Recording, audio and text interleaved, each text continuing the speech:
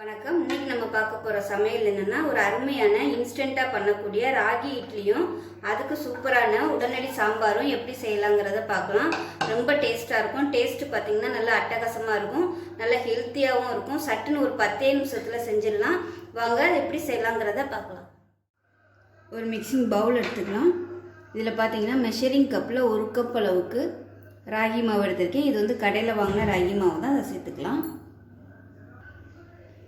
1 cup ragi மாவு எடுத்தோம்னா அரை கப்புலேருந்து 3/4 கப் அளவுக்கு ரவை சேர்த்துக்கலாம். வறுத்த ரவை, வறுக்காத ரவை எதுனாலும் சேர்த்துக்கலாம். இதில் 1 டேபிள் ஸ்பூன் அரிசி மாவு சேர்த்துக்கலாம். 3/4 கப் அளவுக்கு தயிர் எடுத்துக்கலாம். ரொம்ப புளிப்பில்லாத தயிராக எடுத்துக்கோங்க. இப்போ அதை மிக்ஸ் பண்ணி விட்டுக்கலாம். இப்போ இதுக்கு தேவையான உப்பு சேர்த்துக்கலாம். இதை கலந்துட்டு தண்ணி தேவைப்பட்டால் நம்ம கொஞ்சம் கொஞ்சமாக தண்ணி ஊற்றி நல்லா ஒரு இட்லி மாவு பதத்துக்கு கலந்து எடுத்துக்கலாம். அரை கப்பு தண்ணி ஊற்றுறேன்.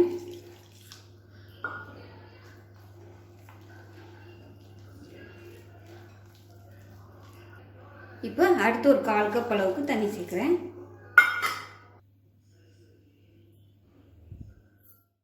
இப்போ பாருங்கள், நல்லா கலந்தாச்சு. இந்த அளவுக்கு இருக்கணும். இது ஒரு 10 நிமிஷம் அப்படியே ஊறட்டும்.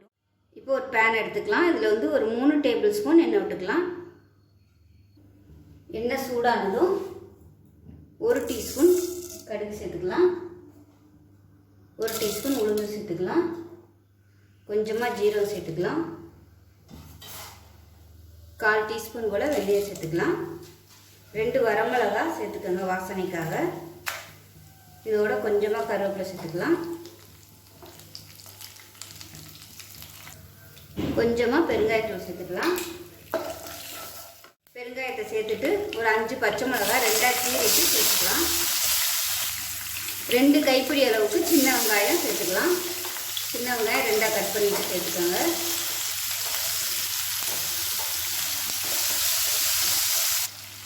வெங்காயம் நல்லா சாஃப்டாக வதங்கிடுச்சு. இதில் பார்த்தீங்கன்னா ஒரு 2 டேபிள் ஸ்பூன் அளவுக்கு சாம்பார் தூள் எடுத்துருக்கேன். அதை சேர்த்துக்கலாம். இப்போ பொடி சேர்த்துட்டு ஒரு 2 நிமிஷம் வதக்கியாச்சு. மீடியம் சைஸாக 2 தக்காளி ரொம்ப நைஸாக இல்லாமல் கொஞ்சம் நல்லா குறைன்னு அரைச்சி வச்சுருக்கேன். இதை சேர்த்துக்கலாம். இந்த மாதிரி அடிச்சுட்டு சேர்க்கும்போது இந்த சாம்பார் திக்னஸ் நல்லாயிருக்கும். இப்போ தேவையான அளவுக்கு உப்பு சேர்த்துக்கலாம்.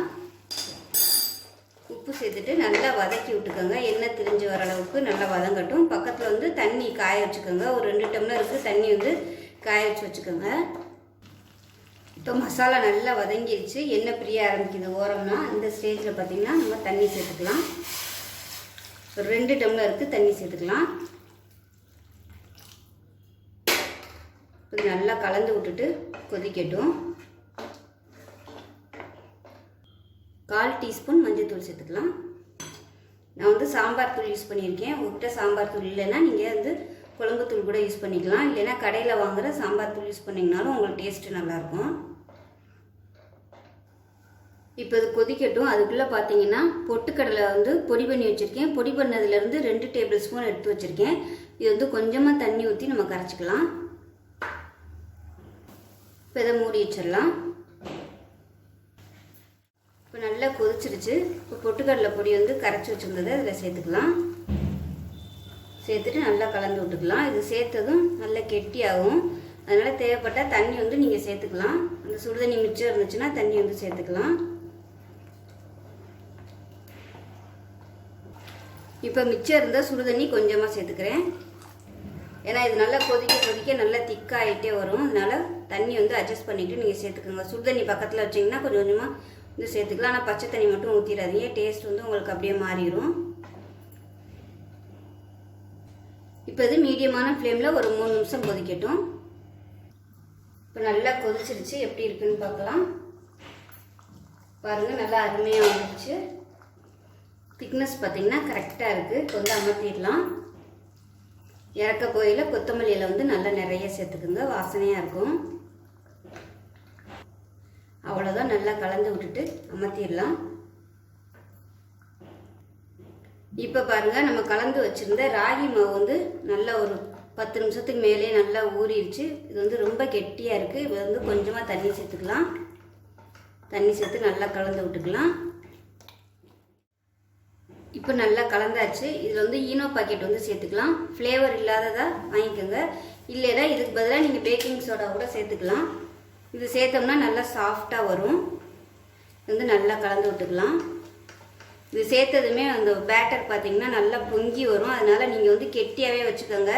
ரொம்ப தண்ணியாக வச்சிங்கன்னா உங்களுக்கு இது பொங்கி வரையில் இட்லி வந்து ரொம்ப அப்படியே அதாவது குண்டு குண்டாக வராது, தகடு மாதிரி போயிடும். அதனால் அது வந்து ரொம்ப முக்கியம். இது வந்து பேட்டர் வந்து நல்லா கொஞ்சம் கெட்டியாகவே இருக்கணும். இப்போ நல்லா கலந்தாச்சு. இட்லி தட்டில் வந்து எண்ணெய் தடவி வச்சுக்கலாம்.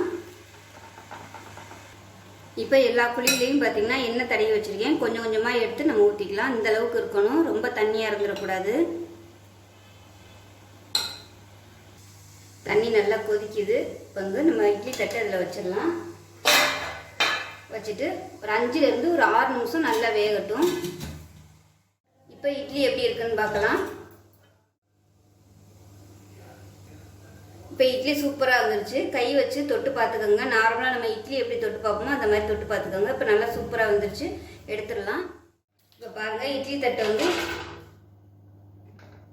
இப்போ வந்து எல்லாத்தையும் நம்ம எடுத்துடலாம். ஸ்பூன் வச்சு எடுத்தாலே நல்லா அழகாக வந்துடும்.